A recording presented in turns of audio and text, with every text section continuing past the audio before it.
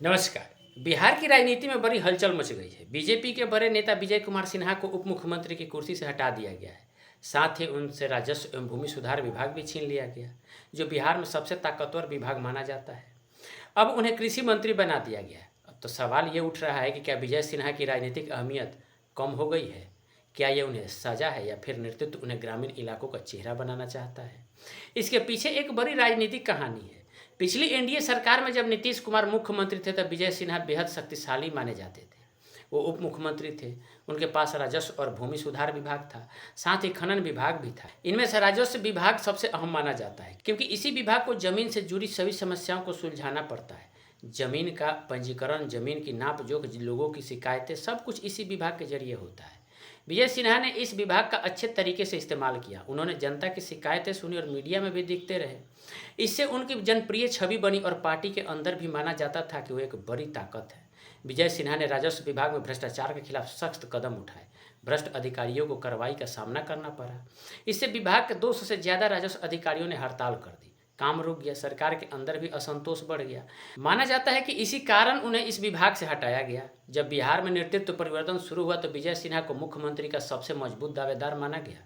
उनका बीजेपी के साथ लंबा रिश्ता था, संगठनात्मक अनुभव था और आरएसएस से भी उनकी करीबी बताई जाती थी।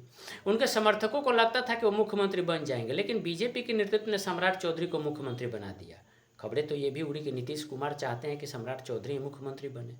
दिलचस्प बात यह है कि विजय सिन्हा ने ही पार्टी की मीटिंग में सम्राट चौधरी का नाम आगे किया, लेकिन इसके बाद उनके बयान और मीडिया से बातचीत में ऐसा लगा कि वो पूरी तरह संतुष्ट नहीं थे। विजय सिन्हा को शुरुआत में कैबिनेट में शामिल नहीं किया गया। अफवाहें उड़ी कि वो कैबिनेट में आ ही नहीं रहे हैं। फिर कहा गया कि वो गृह मंत्री जैसा शक्तिशाली विभाग चाहते हैं। हालांकि उन्होंने ये बातें सार्वजनिक रूप से कभी पुष्टि नहीं की, लेकिन उनके समर्थक खुलेआम कह रहे थे कि उनके जैसा नेता को बड़ी जिम्मेदारी मिलनी चाहिए। कैबिनेट का विस्तार हुआ और विजय सिन्हा को कृषि मंत्री बनाया गया। पहली नज़र में ऐसा लगता है कि उनकी अहमियत कम हुई, क्योंकि उन्होंने राजस्व विभाग खो दिया जो सबसे ताकतवर था। लेकिन कृषि विभाग बिल्कुल कमज़ोर नहीं है। कृषि विभाग बिहार में बेहद अहम है। बिहार की अधिकांश आबादी खेती पर निर्भर है। सिंचाई, फसल बीमा, खाद की सप्लाई, एमएसपी यानी न्यूनतम समर्थन मूल्य, बाढ़ के मुआवजे, किसान कल्याण योजनाएं, ये सब कृषि विभाग के जरिए ही होती है। इसलिए चुनाव से पहले यह विभाग राजनीतिक नज़रिए से बेहद महत्वपूर्ण है। जब विजय सिन्हा के पास राजस्व, भूमि सुधार और खनन विभाग थे तो उनके अंतर्गत कुल बजट करीब 2268 करोड़ रुपये था। अब कृषि विभाग अकेले का बजट 3446 करोड़ रुपये है, यानी उनके जिम्मे पैसा और जिम्मेदारी दोनों बढ़ गई। कई विश्लेषकों को लगता है कि बीजेपी उन्हें सरकार से बाहर नहीं निकालना चाहती, बल्कि शायद पार्टी उन्हें ग्रामीण इलाकों का मुख्य चेहरा बनाना चाहती है। कृषि विभाग के जरिए वो सीधे किसानों से जुड़ सकते हैं, ग्रामीण इलाकों में उनकी मजबूत छवि बना सकते हैं।